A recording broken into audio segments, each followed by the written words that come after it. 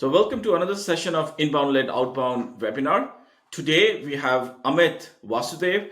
He is the co founder of Clearbit and managing partner of Earl Grey Capital. As you know, Clearbit was recently acquired by Hubspot for an impressive $150 million in 2023. But here's the twist. Ahmed believes that VC or venture capital is dead as we know it, even though he's running a thriving VC firm. In this episode, Amit is going to share some of the mistakes he made running Clearbit early on and how he would do it different, and some of the lessons learned both in operations, funding, and leading to a lean, high revenue, high growth company. So some of the lessons discussed in this webinar are going to be standard operating procedure for early stage ventures in 2024 and beyond. So let's get started. Great. All right. Welcome to another session of Inbound Led Outbound webinar. So as you will notice, we do not have Adam on this call. That's because Adam and Helen had their second child yesterday. So please feel free to congratulate him. He's going to be out for another 3 weeks. And with that, let me welcome our guest today, Amit Vasudev. For those of you that don't know Amit, he was the co-founder at Clearbit, and post Clearbit, he's started an early stage VC fund called Earl Grey Capital. Amit, very warm welcome to this session. And please introduce yourself. Tell us your story and journey so far. Great. Well, first of all, thank you for having me. And I won't hold it against Adam for choosing the birth of his child over talking about B2B SaaS, but tough choice. Yeah, thanks for having me, and definitely happy to share more about myself. I'll start with the fact that Santosh is somebody who I've learned a lot from, and I actually wanted to bring him onto Clearbit's board. Was not able to do that, so I'll have to settle for doing the podcast instead of that as well. Yeah, Santosh mentioned by background, 10, 15-year startup guy. Started out as a early employee at a company that was backed by Sequoia and NEA. We ended up selling to Dun & Bradstreet. That was kind of the B2B ML space, I guess, before it became AI ML space. After that was one of the co-founders of Clearbit, which basically we wanted to be the first API-centric and developer-centric data company. My co-founder and our CEO at Clearbit, Alex McCaw, or I should say our original CEO, was one of the first few engineers at Stripe. We thought that that there was a new kind of API-first delivery mechanism, programmatic way to deliver data, as well as build data sets around basically the internet as kind of the instead of the phone book. And so that's the company we started in 2015. We exited the company. We sold to HubSpot last year in 2023. So it was quite a long journey with a lot of ups and downs, but overall a pretty happy ending. And the last few years, I've been focused mainly on venture capital and just launched our second fund. So we're actively investing out of our second fund. It's called Earl Grey Capital. The team is actually myself and Alex and Matt, who are both also part of the Clearbit founding team. And we just always believe that VCs should be founders and builders instead of just VCs. So that's why we decided to do what we're doing. And yeah, happy to be here and talk through all the blood and guts of what worked, what didn't work, what I do differently. And certainly part of what was motivating to be in venture was having the chance to help founders, a lot of our portfolio founders, with financial incentive, try and help them learn from our mistakes as well as do the things we did well and try and pay that forward. Amazing. I've always found your perspective insightful, Amit. So I'm looking forward to this discussion. So take us back 10 years. Year is 2015, and tell us how Clearbit was, and set the stage for some of the early stage lessons you learned, and then we'll kind of walk away forward from there. Yeah, of course. And certainly I say this, I think people have said this before. There's sort of a saying that going into doing a startup, the less you know, the better you are. And I think that certainly applied to us a little bit because we went into this really having no idea what it was like to, run a company for 8, 9 years, and sort of that naivete, I think, is actually good for you because you just jump in and you don't overthink it, and you just make it work. I think at the heart of it, so Alex, who I mentioned, was extremely early at Stripe. He had been spending quite a bit of time doing some data crawling and data scraping internally. And we knew a few companies in the space that we didn't think all that highly of, honestly. I worked a lot with Dun& Bradstreet data. I was writing code around it. I was doing analysis of it. I was writing SQL 4 hours a day. And I just felt like the data was, awful and really out of date. I mean, I think this is true. Abraham Lincoln worked for Dun& Bradstreet, like seriously. And so, it just felt like there should be an internet native directory of companies and business. And I think, there are a couple other extremely talented gentlemen that were part of the founding team. But we all got together and said, let's build kind of an internet native data company. And we just thought there was a big opportunity there. Now, lessons learned, I think we'd think harder about the category we'd pick, but by and large, we were right about a number of things. So if I rewind back to then, the goal was to um, create basically this thing we thought should have existed and we all would have used in our different jobs if it had existed, but we didn't. We either had to build ourselves or use inferior products. And so we kind of aligned around that. And we set out to build the business more for developers. I actually was I would say one of my first biggest contributions was sort of like saying, hey, we should change. We should change to be more marketing centric. That's where the market's pulling us. They value this product more. And that was not exactly what Alex wanted to do as CEO. So it was kind of a big moment, but it was the right moment. So yeah, when we started the company, we were just starting out of Alex's apartment, and we started out of his living room, and got to 1 million ARR pretty fast. The magic number for us was like 70K MRR for profitability. I think, to Alex's credit, even though it was fairly easy for us to raise, I mean, we raised from first round capital, SV Angel, some other pretty highly credentialed folks, including Dharmesh Shah, who, of course, is one of the founders of HubSpot. We just knew that let's kind of play the game on our terms. Let's get to profitability, and then we can take a breath and then really think about what we want to do. And I'd say back then that was rare. I'd say even now it's a little bit rare, but we kind of always had that feeling of like, let's be more in control than your average Silicon Valley founder. Nice, nice. Can you deep dive just quickly? How did you go about getting the first million in revenue? And Yeah, then maybe the strategies to get the next 3 or 4 million. totally. Yeah. And I think that's probably part of what, hopefully I think the audience is probably interested in. So I'll just share my screen real fast. Sure. Give me a second. Cool. Okay. So first of all, I'm terrible at making slides. I don't like making slides. So I made this 19 minutes ago in Gamma, which is pretty cool that now all these AI tools make it easy to make slides really easily. So that's a good news. So we started the business as an API first data company. Now, as you probably guess, that's not something that like a head of marketing or head of sales really cares about. What it started at was more something that growth hackers were like, oh, I can do something cool with my form by polling and gathering data in real time. And oh, it looks like the data is really fresh or it's updating over time. It Hey, must be. Amit, can you full screen your slides? Yes. Okay. Thanks. Is that Yeah. better? Yeah. Yeah, so when we started the company, we were kind of squarely focused on developers. And I think we got to our first million almost all self-serve. So like $99 a month, $199 a month, basically based on API calls. Now, we had a lot of Nice. customers, and many of them were paying us a criminally low amount. In fact, I remember losing a deal to App Dynamics because they were like, wait, so you're coming to our office, we're going to use you for this critical functionality, and you're going to pay us $199 a month for it. We're going to pay you $199 a month for it. Like, yeah, this sounds like bullshit. So they actually didn't go with us for that reason.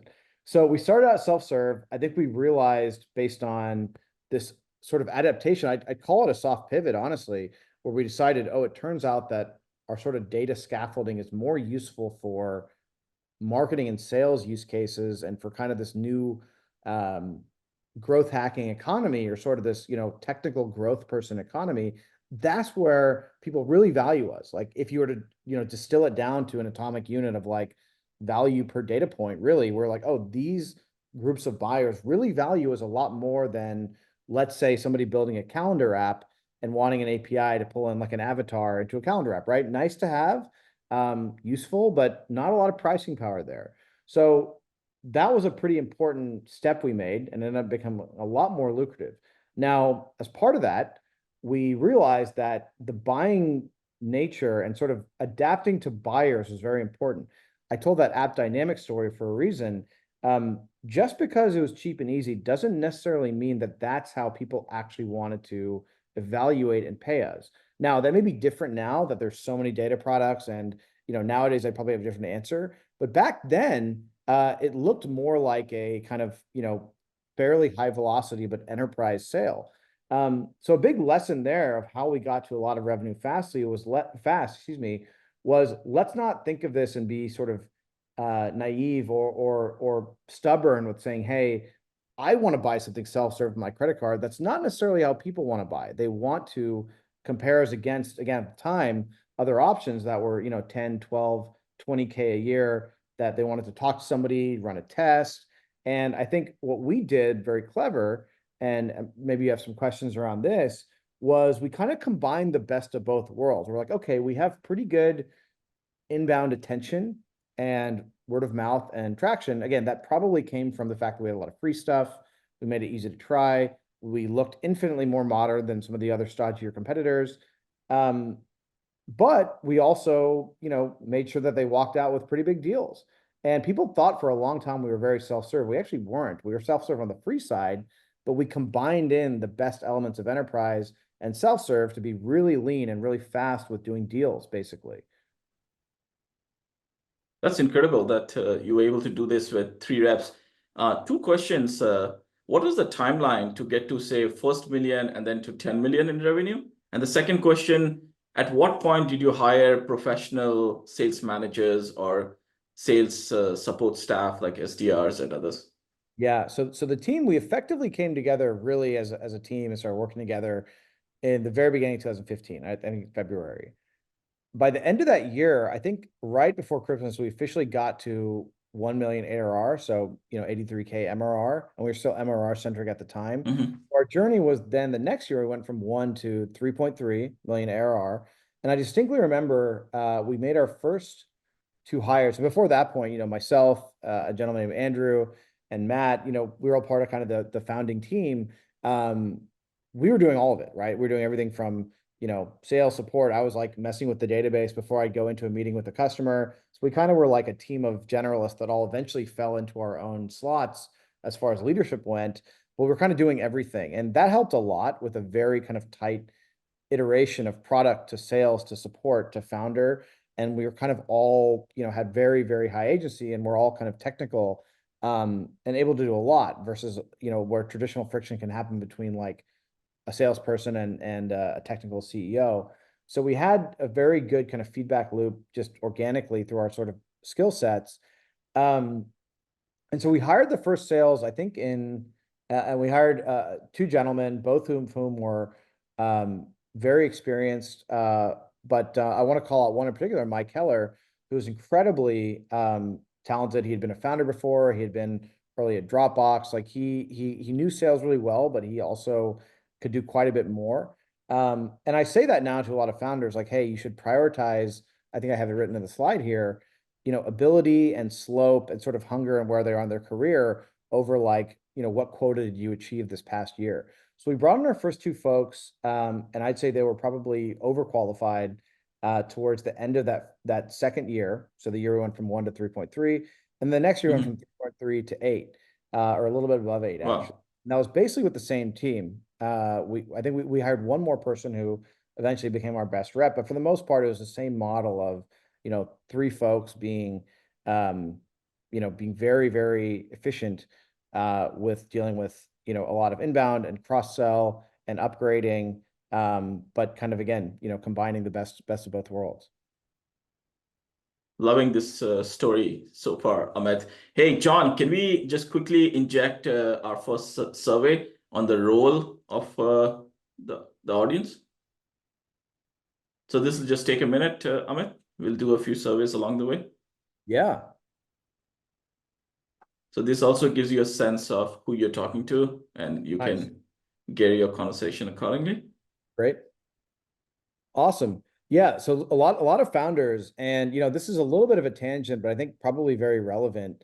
Um, One thing I find interesting, and I see this more on the investor side than anything else. There's a lot of, I think, founders decide, especially technical founders, like, you know, we're going to be PLG, or we're going to be open source, or we're going to be sales driven, or I'm going to hire a salesperson, then we're going to grow revenue. Ultimately, there's no one right or wrong way to do it. Uh, one thing at Clearbit that was interesting is, we were kind of we were like the arms dealer for growth hacking, and we were like Mhm. basically the ingredient for a lot of crazy growth experiments. But we did that for companies with, purely bottoms up, freemium, classic sales, very enterprise. And so we saw companies be successful, many of them much more successful than Clearbit, with different motions.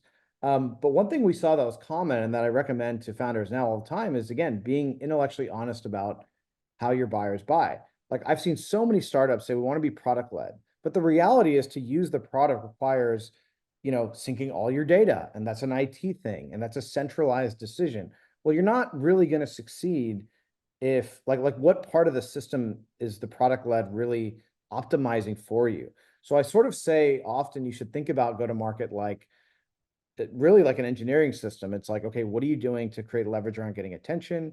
What are you doing to create leverage around uh, really getting heads nodding before contact? Like, is that a content thing? Is that a product experience thing? Like, literally think of what happens in a sales conversation and find ways to compress that. But you can't just decide on something that doesn't actually match what people need or how they buy. Like I said earlier in this, I think we would have made a mistake if we had tried to go pure PLG. Maybe now it'd be easier that Right. people are so much more aware. But you can't kind of, forcing one model down the throat you can leave a lot of revenue on the table. And so I ask founders to be really intellectually honest and, should do a lot of the sales themselves in the very early days. So they should know how people want to buy. Totally. I was going to ask about M&A more, but do you have any more operational gems, tactical insights to share around Clearbit's early stages? Yeah, I guess while this is up, I'll just kind of go in address a couple other things I haven't addressed yet. I mean, I would say, SEO is the gift that keeps on giving. Like, it's almost Mhm. impossible to underinvest, and it's very likely that you're not investing enough because it will compound if you do a nice job. Now, I will admit, I think the game's probably changed it a little bit, given how fierce things are, and also, how are you indexed in like AI results or LLM results. So there's some nuance there, and certainly social. There's some changes there, but the concept remains the same. It's like, what can you do to like, you should deeply understand how folks are finding you and how you want them to find you. I'll give you a very specific example. Of Clearbit at the time, we had pretty good insight into the fact that listicles, if you remember those, used to rank Mhm. pretty high with Google, right? That was like Totally. top 5 data providers. And so we didn't even care that we were number one on that list. We're like, we can be number 5 on that list, but we would literally pay and create a long tail of articles, listicles, where it'd be like top 5 data providers to put in Salesforce. And we're like, as long as we're on that list, we don't really care. And so you want to kind of backwards engineer as much as you can on that front, because again, it'll compound over time. Um, and so that's one thing that, again, and there's so many great products out there, thin apps, and sort of like you can almost create content now that's reverse optimized for SEO. Right. ClearScope, a friend of mine, Austin, he's a founder of that company. So there's so much that you can and should be doing there that will dramatically, hopefully help your inbound and get folks in who are kind of high intent and highly engaged, which is, of course, the single best, lead you can get. Um, Beyond that, I would say certainly, part of what's important about being very hands-on yourself or having a fairly senior team or early hires be the ones dealing with customers is what I found is that, as a startup, you're kind of coming from a place of lower leverage, but you want to quickly find a way to elevate the conversation. And the best way to do that is to show your shit, right? You're not just yet another AE they're talking to. You're somebody who understands where they're coming from. You can talk to them like two senior people talking to each other. And you can iterate and kind of, again, give them confidence that you're a startup that actually is going to go above and beyond for them and iterate on what works with pricing or be adaptable or push a roadmap feature through. I mean, again, it's not a big secret that if a customer feels like they're getting a lot of attention and they're being heard, and you're somebody they can trust. I mean, I say no to people all the time who we knew we had bad data for. You're going to win and you're going to win more. And so having that culture is very important as you do early sales. And again, it leads to ultimately numerically much greater efficiency, right, from opportunity to close versus just banging your head against opportunities that are not actually all that good. Cool. Yeah, let's Right. switch over to M&A, Let's but happy to talk again back through anything else revenue wise or go to market wise. sure. Let's so fast forward to yeah, you sold the company. Why did it make sense to sell, and what were the lessons? And then my next question would be, what would you do different? Yeah. Yeah. So I guess let's just talk about M&A first and foremost. So, first of all, Matt, who was our CEO and against is at HubSpot in the executive role, he led the charge on this, not me, but certainly I was very close to it. And so most of the credit goes to him for really landing the plane and sort of getting the relationship to this point with HubSpot. And he originally was our CMO and then stepped back in as CEO a few years ago. So I guess first and foremost, don't bank on it. And what that means is having gone through it, it's almost actually a mystery to me that any deal gets done because there's so many things that can go wrong. And I mean, it's strategic M&A, PE, and sort of Right. more kind of micro cap PE that may be a little bit more predictable. But in terms of Yeah. like a strategic, like HubSpot buying a company like Clearbit, it's rare. It's rare. You see some of the headlines, but there's way more big companies that don't buy anything and way more deals that kind of have conversations and then fall apart. And So it's getting founder, rarer, right? Moving forward. and it's going to be rarer because if you're a big Yeah. company, and this is a good segue into point number two here. Look, I think you have to ask yourself as a founder, again, most people here are founders, like be intellectually honest about what's your value to a company, right? For Clearbit, like, look, we had 40 million ARR. For HubSpot, that's like a rounding error, right? They make much more Right. revenue in like a weekend probably. I don't know exactly what the numbers are, but it's meaningful for a startup, but for the acquirer, it's like what is your worth to them? And so I Yeah. think one problem that VC has sort of created is this idea, and I was guilty of this, is sort of this idea that like you're worth your valuation from a funding round, and that's almost Right. always forward multiple of your ARR. But when it comes down to, being bought, you really do have to have inherent value, I think, beyond just revenue. Like you have, the flip side would be somebody like Loom, who sold for a huge amount to Atlassian, and they had 20 million users, right? Or some massive amount of users that probably far surpassed revenue.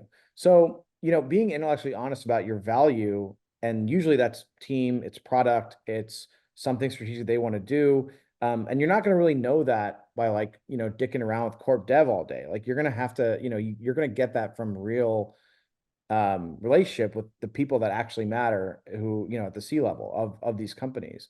Now, as I mentioned earlier, we were lucky to, I think, early and often have a relationship with HubSpot almost accidentally. Again, Dharmesh was an angel investor in Clearbit, and that's not necessarily why, but it was always kind of an inroad. And as we built integrations for HubSpot, we got to work closely with them. And based on what they wanted to do as a company looking forward around data intelligence, and based on what we were going with kind of a lot of, being AI native and sort of how we're building in data, it all of a sudden became a very good fit. And, we didn't plan to do that. If you'd asked me 3 years ago, my honest answer would have been, oh, I think we're going to have a PE type buy. I would have been like, that's where I think the exit is going to come from for Clearbit. We're probably not going fast enough, or it's easy enough to raise to IPO. And, we look like a PE play, and that we're really high margin and pretty good on the revenue side. So the strategic stuff, you kind of have to be ready to pounce when it's there, but it's very hard to sort of just manufacture it or think that's what you're going to do. So as a founder, I'd say, it's very important to not overinvest, play the game the right way, and be very honest about where things are going to come from. I think companies are bought, not sold. I wrote in the bottom there, like, you know, Yep. the deals that happen are not good when it's like, oh, the company's going under, they're losing money, they're failing, growth stopped, and they need to sell. I mean, I can almost promise you that very few people are happy with those acquisitions. They look good in the article, but behind the scenes, the way the cap table shakes out, especially founders and employees are the ones who often get screwed the most. And so you don't want to be in that position. In terms of what I do differently or what we do differently, I mean, not a ton on the M&A side. Certainly, I think we would have been more thoughtful about broader macro conditions. As founders, very arrogant, being like, "Oh, like, you know, our product's great. Like, we're better than the other providers. Like, what, customers should just want to use us." Well, if Mr. Jerome Powell goes and waves his wand and it hits the economy hard and companies, lose their ability to raise funding and can't hire as much, and then they don't want to invest in SaaS. Like, there are these big ripple effects. And of course, Yeah. M&A into Yeah. that as well. And as a founder, I can certainly say I was not really thoughtful enough about these kind of broader macro things and just how much of an impact they actually have on everything with regards to your valuation, um, even having the conversation with M&A, with what your VC valuation is. And so it all is intertwined way more than you want to believe. And so that is, I think, something that definitely Yeah. Is there anything you would do different operationally running Clearbit in the early days? Yeah, I would say a lot, a lot. I actually put a slide around that. So Oh, from an operational nice. standpoint, quite a bit. Like if I were to start, another company, or if we were to start, uh, try and start Clearbit today, quite a few things. I'd say, um, would do B2B. B2C is like voodoo to me. I don't really get what works or doesn't work. So definitely B2B, definitely technical product. I think that is, that's like an upper class of buyer. I think people are very, it's just like you want customers who can push you hard and push you Right. far. And you're dealing with really, good people who, again, like those are the customers you want to be working with. I think Stripe said early on that, like, you know, I think a lot of their growth is also because they had such excellent people using them early on. So would do growing tailwind. I think in our case, again, unintentionally, was that marketing was becoming much more technical and much more sort of like almost treated like a product. And that our customers were basically like these, marketer engineer hybrids. And so that was a major growing tailwind. So thinking about things that would grow your category or grow the need for your thing is something that I definitely would be thoughtful of. Having great value props, both good times and bad. As much as kind of the big macro stuff does have all these effects on things like M&A and fundraising, ideally you put yourself in a position where you've got value both good and bad times. And I think we definitely did that very well at Clearbit. And that was part of what helped us not realize when times are good or bad, because we kind of, the business is working well no matter what. It was like, hey, when, we've got money to spend and we've got big aggressive growth targets, we're going to do more for, more aggressive things that required Clearbit software. And when times are not good and we need to focus on efficiency and we have less people, let's use Clearbit software to be more efficient and do more with less, right? So we always had a good Sure. angle no matter what. Let's convert more traffic we're already getting, right? Um, Certainly on, I'm kind of skipping around here, but certainly in terms of Hmm.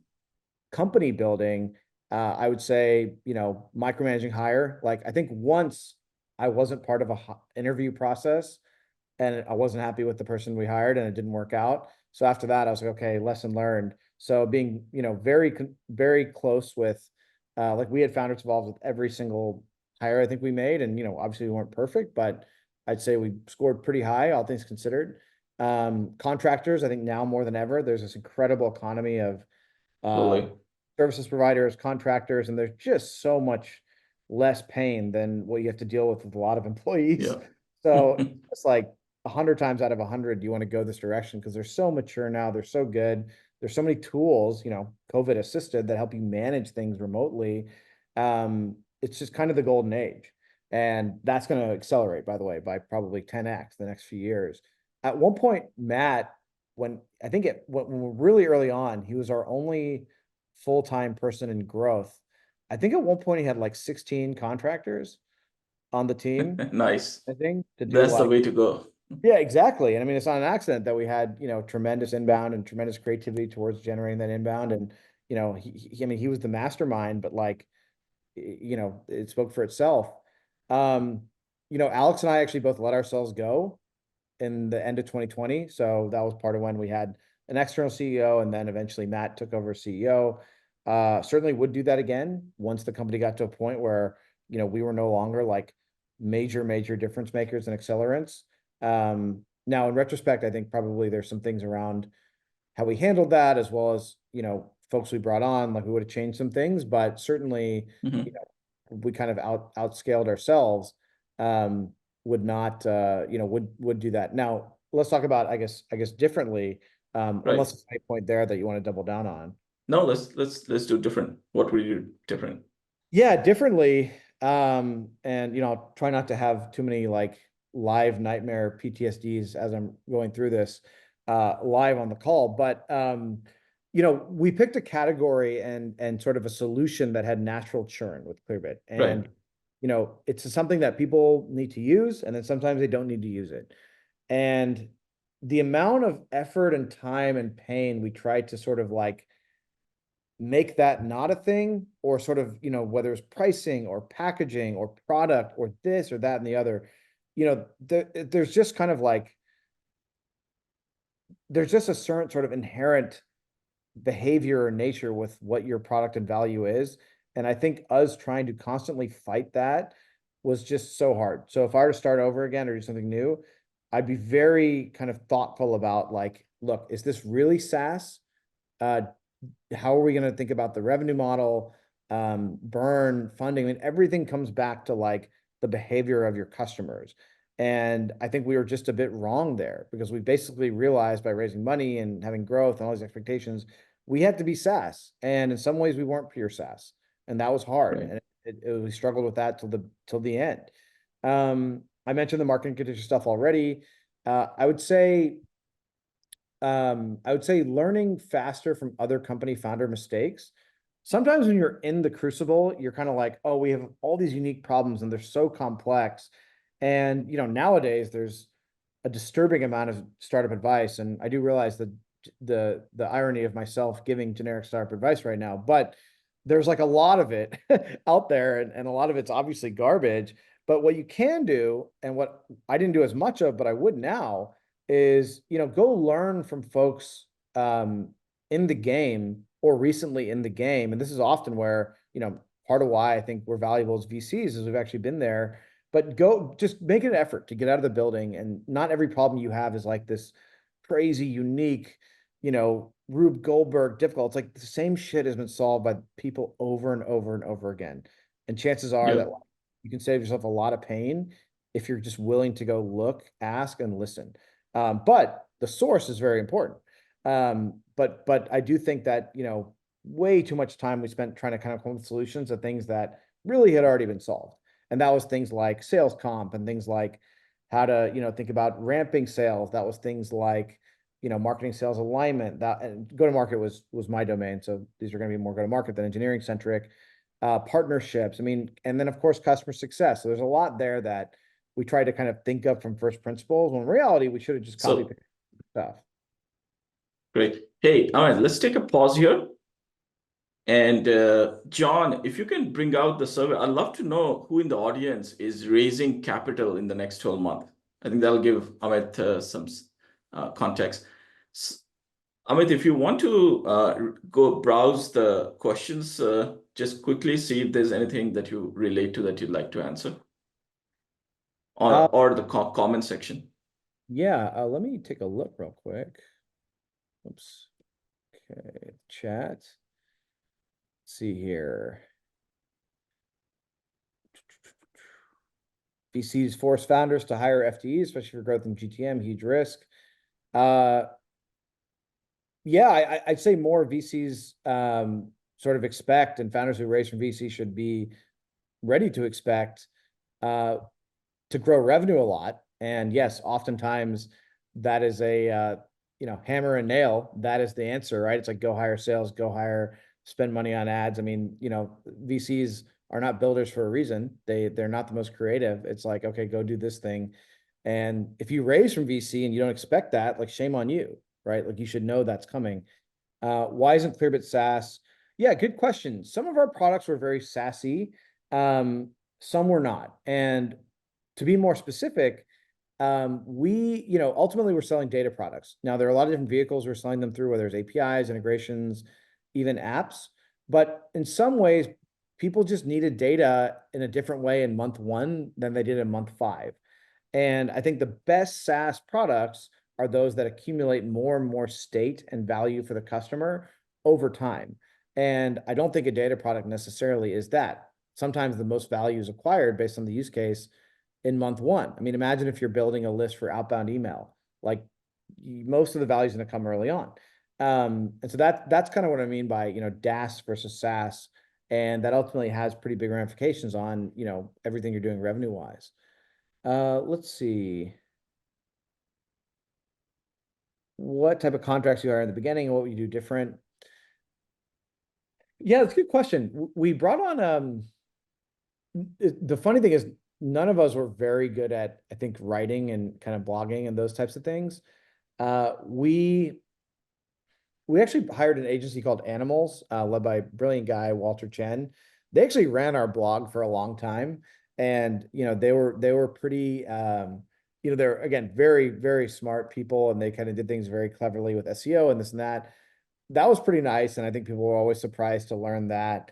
Um, Again, we also had, again, kind of Matt had some crazy things going with a lot of longer tail folks and writers who were kind of creating stuff and posting them on different sites. So a lot of it was content.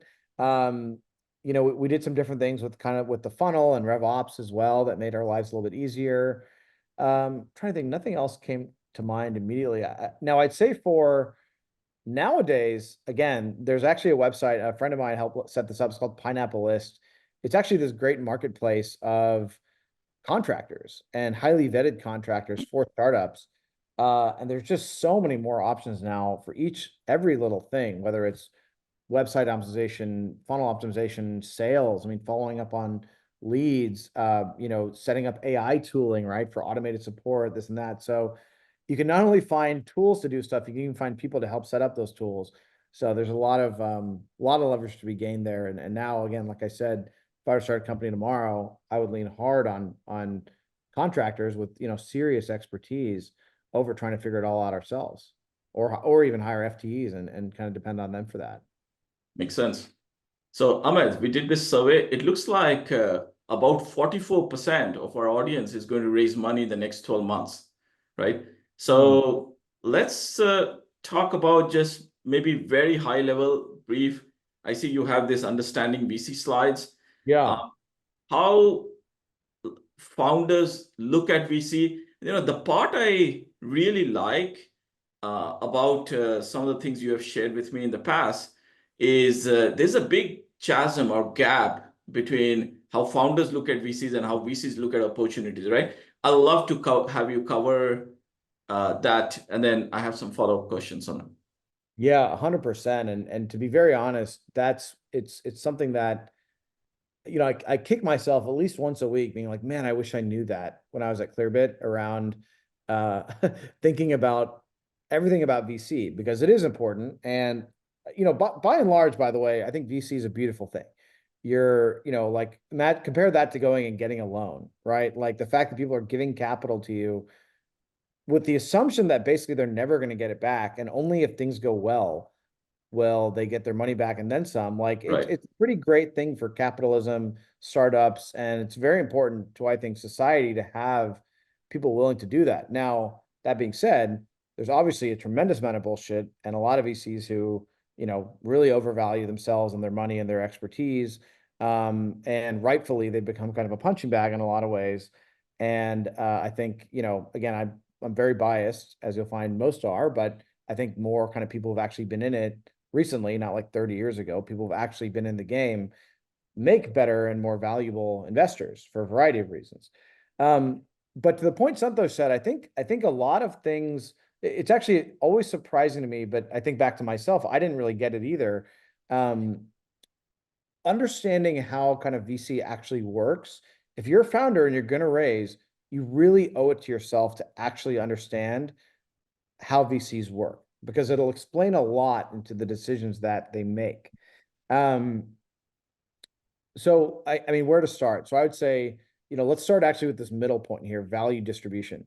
So VCs are basically living in a world, and look, this is going to be, don't take offense to this, but you know, you're not a special snowflake, right? Like your equity is not a special snowflake.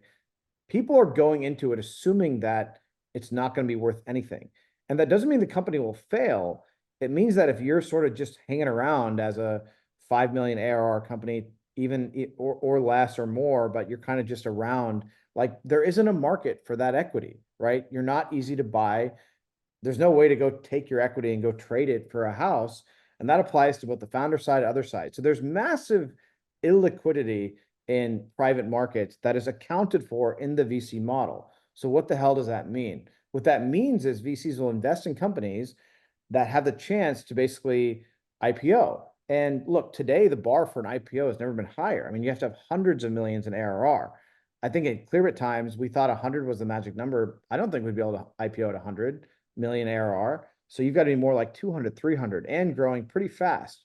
So in VC, the power law means that there's only a small number of companies that generate all the returns. And yes, there's probably going to be more M&A. And yes, or well, I think there could be more M&A just because there's more startups. But VCs are factoring that in. So sometimes when you see a really big audacious idea get funded over like a steady SaaS company with revenue, and founders get so frustrated because they're like, we have revenue, like why aren't we getting funded? And like this product works. Think about the exit value and think about where that exit value is going to come from. The chance of something be really big and audacious, like an Uber or something else, even if less proven, is often a better venture bet than, you know, the 15th note taker app in SaaS, right? Because the likelihood of that going that far to some sort of major 9 or 10 or 11 figure value is almost zero, right? And so that's kind of the way that a lot of VCs approach things. So, that was certainly frustrating for us because we had great revenue, great growth, great logos. And, around Series B time, we were kind of just like, I don't understand how some companies get funded on sort of honestly a lot of vision and crazy valuation, whereas we've proven so much. And I see the same thing now all the time at seed and pre-seed, or more so seed. Um, I say signal matters more than science, and I say this with in the most generous way. Um, VCs don't know shit. They're basically oftentimes following whether other VCs are investing or somebody much smarter than them has an opinion about something. So as a founder, if you can reverse engineer that, you basically need to manufacture signal. Like, is there an expert in the field investing? Do you have another investor who's hot investing? There's a reason why VCs are such lemmings, is because it's a very inexact science, right? Like, put yourself in the same boat. If somebody were to come to you and say, hey, I've got this random crypto coin you should buy. Imagine if that crypto coin sent you a cold email. You'd be like, this is a scam. Whereas if I said, hey, I'm the best crypto investor and you should buy this coin, you'd probably do it without even thinking about it.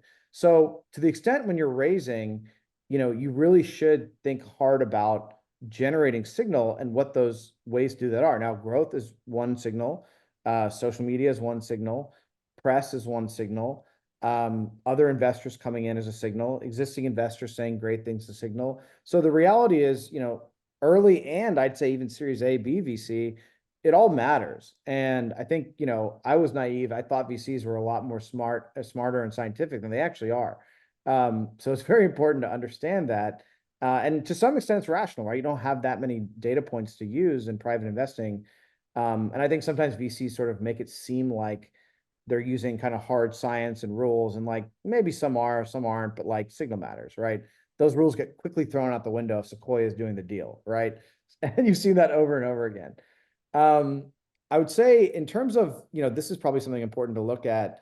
I'd say generally speaking, given that I think a lot of folks in this audience are like, hey, certainly Adam and Santosh fall in this category because they've built a brilliant business with a tremendous amount of ARR and no VC funding. So, an important kind of thing to segue into is like, well, should you even raise or not?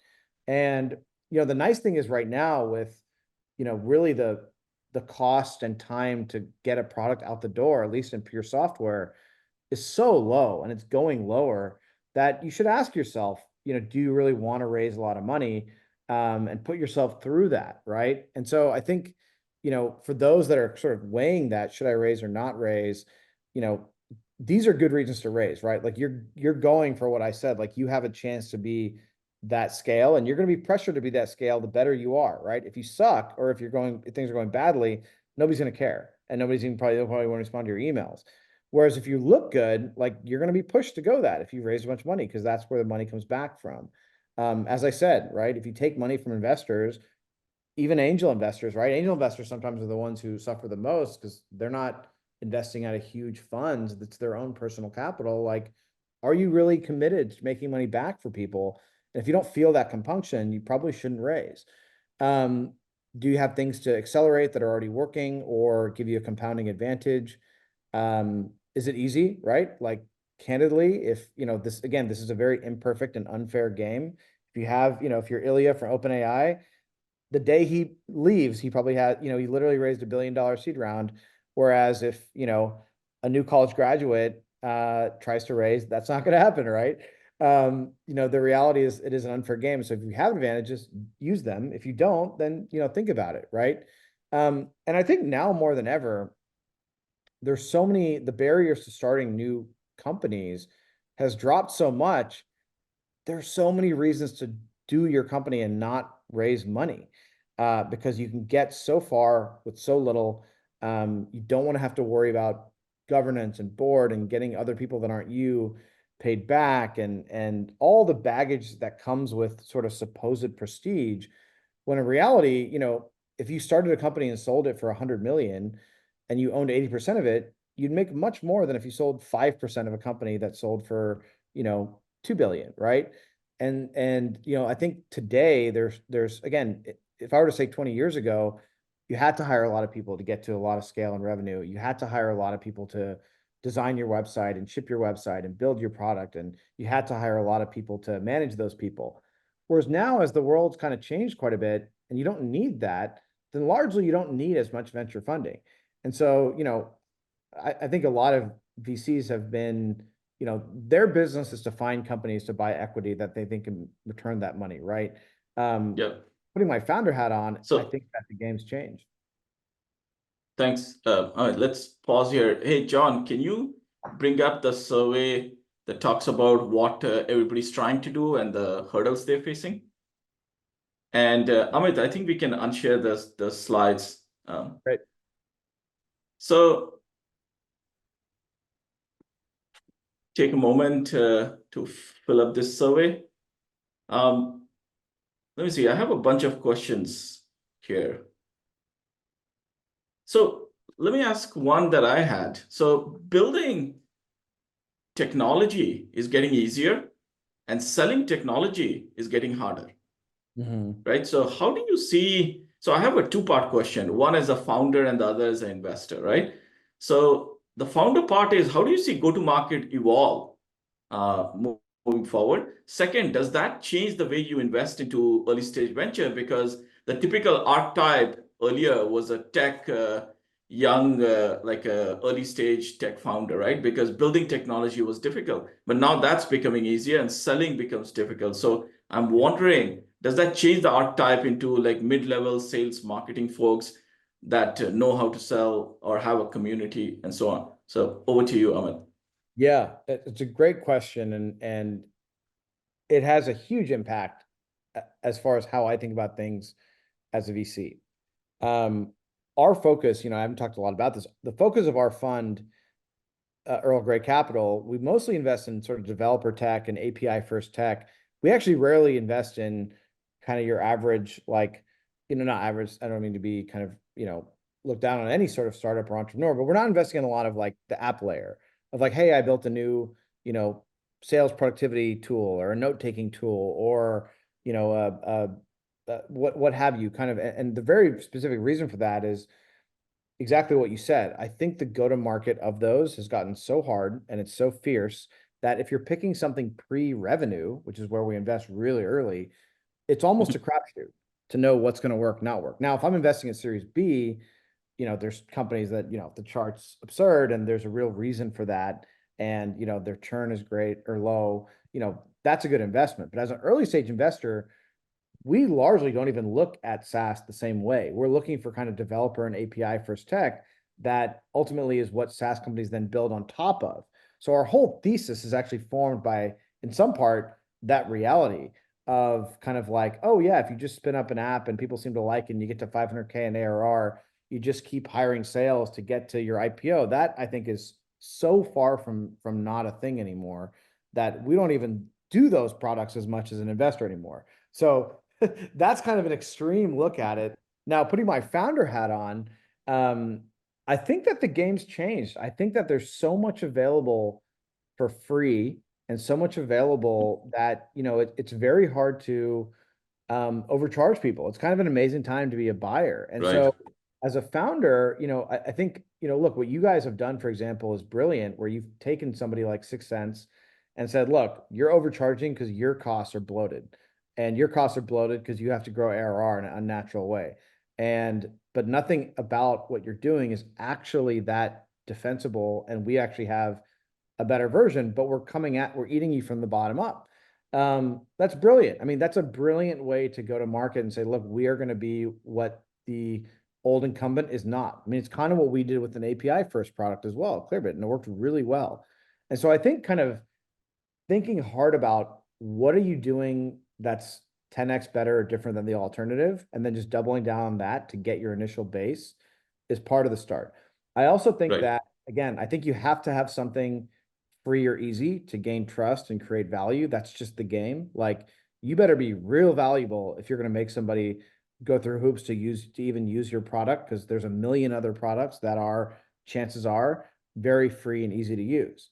And so I think, yeah, with kind of modern go to market, the nice thing is, again, I think if your product can support that, unit economics wise, otherwise, yeah, I mean, like, there's a lot of high leverage distribution channels out there. And email's always been that. Social Right. media potentially is that. Word of mouth is potentially that. Partnerships I've seen work well for a lot of startups as well, where, that's, again, given kind of an unfair advantage to a startup tapping into another brand's distribution. Sorry, I'm kind of going all over the place, but That makes sense. So I agree with you. I think some of the largest opportunities of future will come from lower end of the market. right. And talking of which, in the last decade or so, we built several unicorns, right? And some in the go-to-market, but also overall in SaaS. And a lot of them uh, are beginning to, the 409A valuation keeps coming up and they are shrinking, right? And the valuations, investors are taking a haircut. And that is kind of, now that's on one side. On the other side, we still see growth funds investing $50 million, $100 million in a company. So talk to me, because the math doesn't add up for me, given the power law that you mentioned. The only way these companies can survive is if they can go IPO or Right. have a $2 billion exit, which is nowhere in sight, right? So Right. how do you reconcile the two? Yeah, well, to start with, this is a big reason why I'm not in growth stage investing, nor do I want to be, because I think a lot of them are going to lose a lot of money. Or they've put big checks after things that seemed like a good bet if they're 3 years from an IPO, and they're valued that way, but it turns out they're not, and they don't have the juice to get there, nor like an actual compounding moat.